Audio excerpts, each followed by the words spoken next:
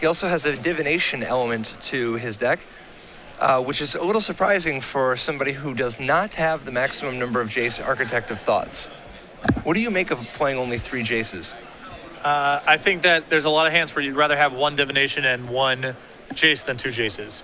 I think Jace is so powerful that I would be loath to cut it, but I don't think it's intrinsically wrong. As you see, Kent here start off the action with a Rakdos Cackler. Jeff Kruchkow playing Esper Control just off with the Temple. And this is the kind of start that you need to beat Esper Control decks. So you see a Spite Gesture on turn 2. Yep. And what's interesting is his Black Splash is just Thoughtseize and Doomblade, neither of which is going to help him here. Now, both are just in the board, but here he just effectively has a lot of land that come into play tapped. Mm-hmm. You see a Celestial Flare from Jeff here, take out the Cackler. This is the sweet thing about Ravnica block is there's so many powerful cards and they're gold, so you can't play them all. So there's things that you forget about, like Spite Gesture, where someone casts a Spite Gesture against you, your reaction is, oh, that's a thing. I forgot that card existed, and it's quite good. Yeah, Spite Gesture hits like a truck. Although Jeff with a Detention Sphere to take it down, and now Kent looks like he's choking a little bit on removal in his hand. He has multiple lands and multiple removal spells left over. Yeah, this is one of the risks of playing a deck with Dreadbore, Mizium Mortars, Shock, Ultimate Price, Lightning Strike, Searing Blood. And that's a whole lot of not threats. Yeah, there's only 9 total cards like that in Kent's deck, removal spells. But there are quite a bit of variety here. 2 Dreadbore, 2 Mizium Mortar, 2 Shock, a Searing Blood, a Lightning Strike, and an Ultimate Price. How he came to those numbers, you'd have to ask the man himself. He did the math. See a Rev for 2 here. You don't want him to rev, but if they've got a rev, revving for 2 is not that bad. Well, usually when my opponents rev for 2, it's because they have Elspeth at hand and no 6th land, so it's not as good as it seems. Although Jeff just with a tapped Hallowed Fountain here, it looks like.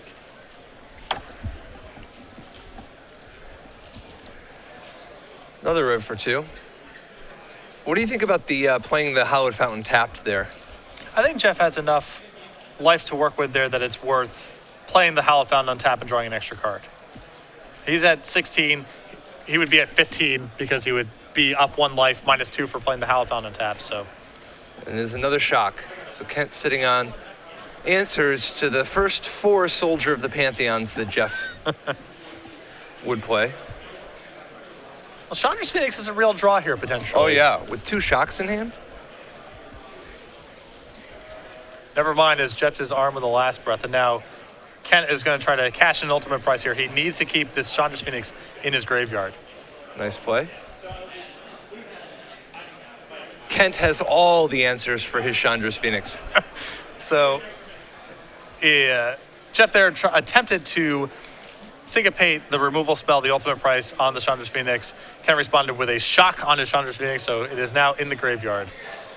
Yep. So step 1 down for Kent, which is have Chandra's Phoenix in the graveyard.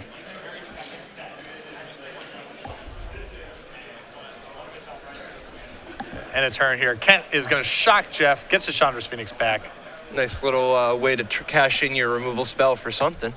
He was at least able to trade it kind of 1-for-1 card-wise, which is something of a victory, but he is down quite a bit of momentum here. Yeah. Plus, I mean, the way he got to this position was by using 2 removal spells on his own creature anyway. Yeah, so right. It's all, I mean, this is a tough way to have to do it against a guy who has Sphinx Revelation now a 3rd time. So a rev for 5 at the end of Kent's turn.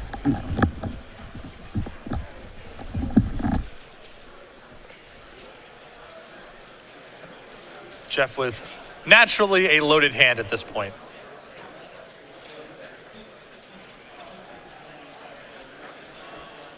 Detention Sphere answers the Chandra's Phoenix, and it looks like Jeff has everything he needs.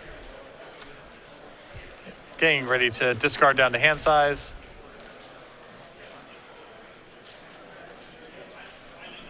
For everybody wondering, if you've got feedback for Wizards of the Coast on Sphinx's Revelation, make sure to tweet at Helene.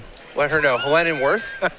Let them know. I think Aaron Forsythe's also accepting tweets on the subject.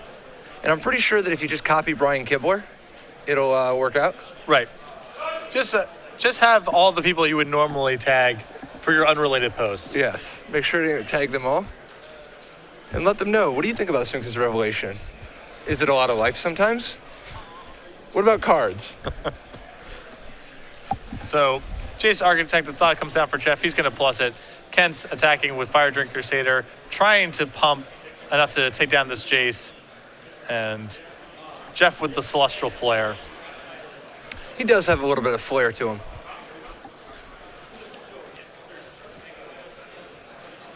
And Jace continuing to plus. Seems like Jeff has found his path to victory here, was just trying to go ultimate with Jace. Or he's just trying to Elspeth. That's fine too. It's all fine. Yeah, everything's fine all the time. Kent packs it up. This is a very different style of conclusion than we just saw. Here, both players content to let the actual game last 5 minutes and move on. Yeah, Kent with a fast concession, but not a quick concession. No. Because the writing was on the wall with that one. Oh, yeah. So, onto the sideboard here. Kent, of course, with a lot of removal spells in his deck that he would likely like to remove. His sideboard is a Mizium Mortars, 2 Peak Eruptions, 2 Hammer Perforos, 2 Rakdos Return, 2 Doomblade, 3 Skullcrack, and 3 Searing Bloods. I think you're going to see the 3 Skullcracks come in, the 2 Hammer Perforoses, and the 2 copies of Rakdos Return. Exactly. He's going to remove 7 of the creature-specific removal spells. He can keep in Lightning Strike. He may want to keep in Dreadbore as insurance against Planeswalkers. Yeah, I think he's actually got the numbers exact. I mean, you can tell this is a very tuned list. He's got exactly the right number of spots where by cutting the 1 Ultimate Price, the 1 Lightning Strike, the 1 Searing Blood, the 2 Shocks, and the 2 Mizium Mortars. That's 7. That's 7 out, and then 7 will come in. He'll keep the 2 Dreadbores just to have answers to Jace and potentially Elspeth. But I think that this is just a spot where he's got the exact right numbers of cards so that he can, I mean, obviously he was expecting this matchup, you know? Mm-hmm. And he knows he's going to be soft game 1, but I think he's going to actually legitimately gain a lot after sideboard because Rakdos' Return, Skullcrack, and Hammer Perforos are a lot of high-impact cards that hit from a lot of different angles. Yeah. What do we got going on Jeff's side? On the other side, Jeff's Kruchkow's sideboard not particularly strong in this matchup. He's got Ratchet Bomb, Glare of Heresy, 2 Thoughtseize, a Jace Memory Adept, Keening Apparition, 2 Dispel, a Gainsay, a Pithing Needle, 3 Doomblades, and 2 Negates.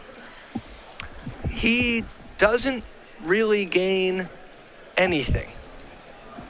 I don't know if I would want any of these cards. I guess it's always possible that you're like, okay, well, I guess I want, you know, I don't even know what you would want because too many of Kent's creatures are black for Doomblade. Pithing Needle, no real good targets. Negate, while it does hit Rakdos' Return or Hammer of Perforos, there's a real shortage. You don't want to just be stuck. I mean, maybe you want it just to have another.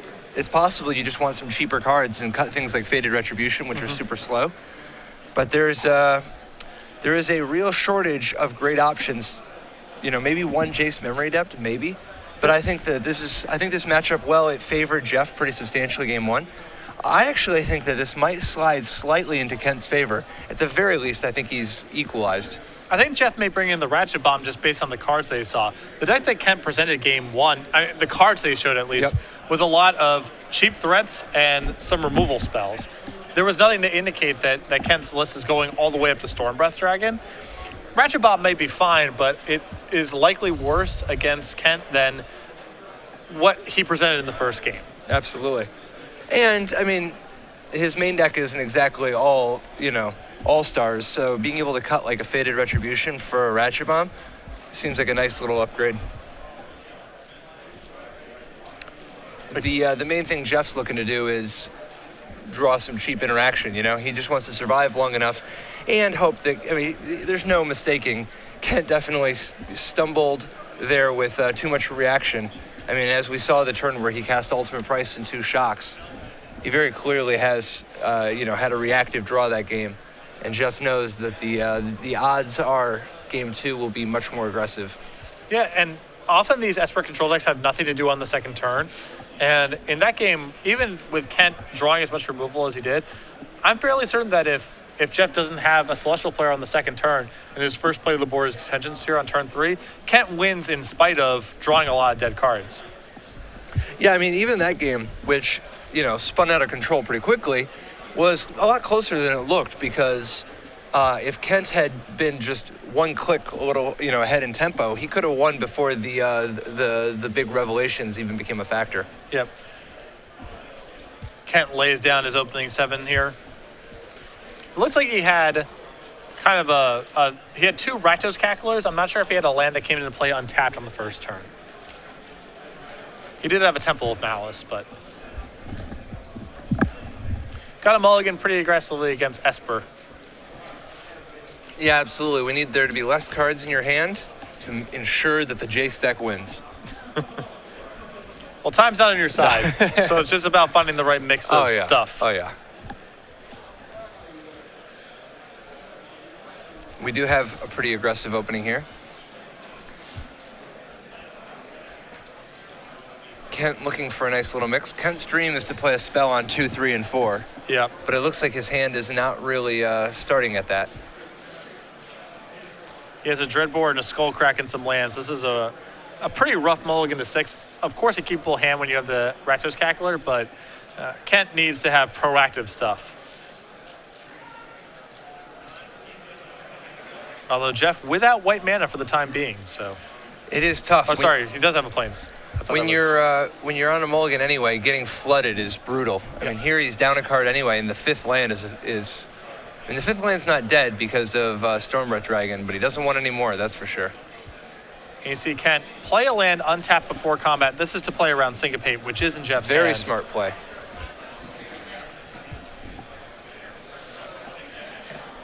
Jeff taking some hits here. And it looks like Jeff's a little high on mana too. This is much better for the Revelation deck than the red-black beatdown deck. Generally, but I mean, Kent is putting some serious pressure on Jeff. He's got him down to 12 already. And with a Dreadbore in hand, this Jace is not even the biggest issue.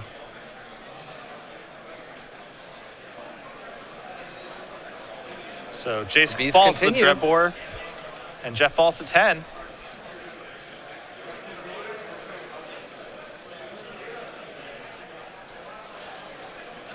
Kent flooding out a little bit here. He's Light got on a few pressure, options. but he's got a few options, but he's definitely falling behind. He can't just keep taking hits. He has the option to Detention Sphere. He's going to Jace this turn. Now, as a red player, do you attack Jace here, or you just continue to go upstairs? With Skullcrack in hand, I think that you need to be going after. You need to be going after Jeff here. If he has in this spot, if you attack Jace down to 3, you Skullcrack it, and he has any sort of follow-up, that's probably the game. You're taking some risk here by leaving Jace in play, but I think the way that his hand is composed right now, he just has to run that risk. It looks like we do have a Supreme Verdict.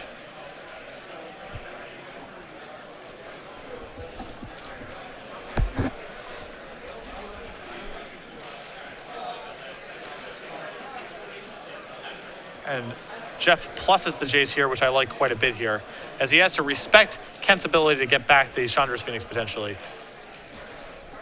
Kent goes ahead and cracks Jeff's skull, knocking him to 5, returning the Phoenix. Is that another Phoenix? Wow. That is exactly what Kent was in the market for, if that's another Phoenix. I mean, obviously he'd like a burn spell, but once if you have to draw a creature, he only plays 1. Well, he played around Syncopate earlier in the game. He certainly respects that as a possibility. Nice, and he correctly reads that his opponent has a Syncopate. And Detention Sphere could be a risk too. Which, very, very smart. This is not Kent's first, trip to the rodeo with red-black. Yeah, the problem is that, getting Jeff down to 3 in that scenario is so attractive because you have Skullcrack and Hammer Perforos in your deck. But Jeff here with an Elixir gives himself a little bit of breathing room. And that's also great timing by Jeff there, as if Kent did have access to a Skullcrack, he could simply Syncopate it.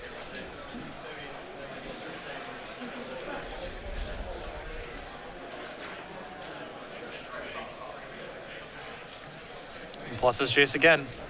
Wow, so now I think Jeff's got to be the favorite here, right? Yes, I mean, definitely like a swung. Like that Supreme Verdict was game-changing. And Kent has drawn a Mizium Mortar, so he didn't cut all of that removal altogether. Wow. Mizium Mortars.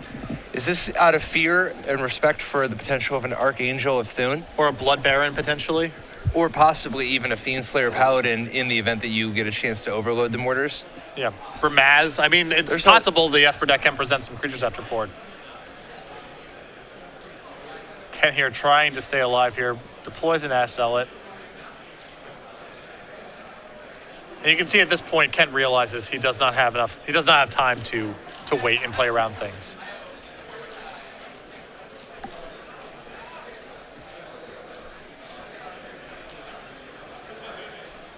Syncopate for 2 handles the second Phoenix. Where are you are you attacking Jace here if you're Kent? Yeah, you have to. I mean, if he ultimates, it's over. And Jeff does have one of those Doom Blades, which it doesn't hit everything, but it does hit Chandra's Phoenix, Ash Zealot, the Fire Drinker Satyr, and Stormbright Dragon, so definitely good enough. Now Jace goes ultimate.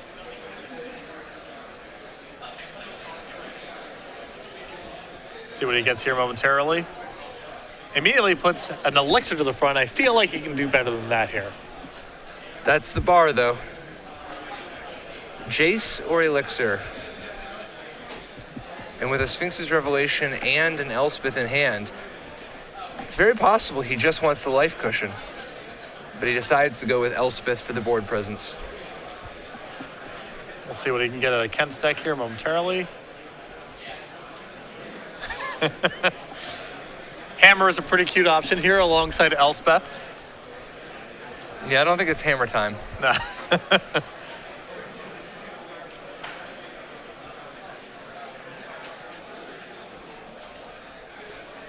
Looking at Stormbright Dragon here. Some options. Yeah, I think he's trying to figure out what he needs to play around.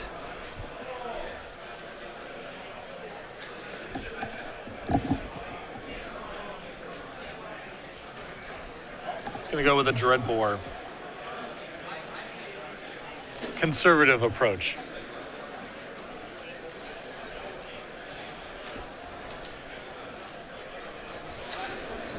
Dreadbore hitting the Ash Zealot.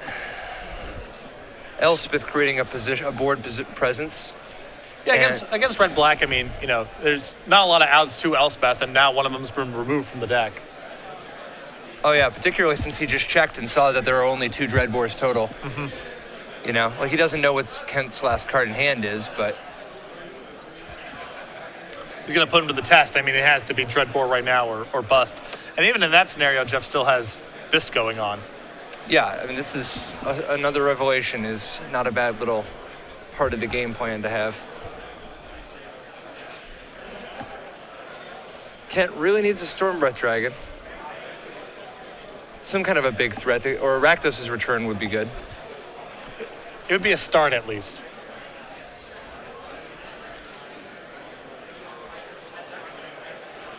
Elspeth pluses yet again.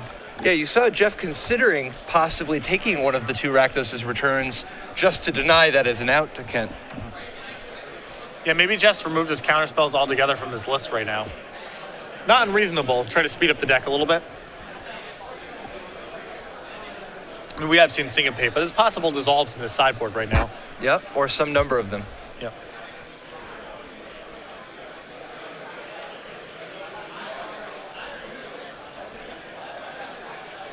Now Jeff pluses Elspeth yet again, threatening to go ultimate next turn.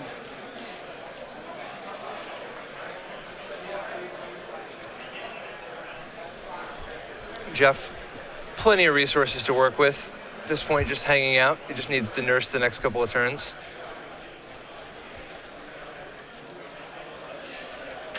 Elspeth should finish Kent off relatively shortly. Now, Mizium Mortars is still an option here, right? Like to buy some time. Buys a little bit of time, but Jeff even has 2 Mutavaults in play, so just going ultimate with Elspeth and start hitting with your 4/4 Mutavaults. So this buys Kent 1 extra turn. Not really a lot he can do to take advantage of that, though. And Jeff, as you mentioned, just flush with so many resources to work with. Jeff goes ahead, makes the Elspeth emblem. Plays another Elspeth. Generates a couple 3/3 flyers. Gets in there for 8. And Yeah, that's the hand. Yep. So Jeff Kruchkow wins 2-0 over Kent Ketter. Another Sphinx's Revelation victory. Just a little bit too much removal in both games. Yeah, and both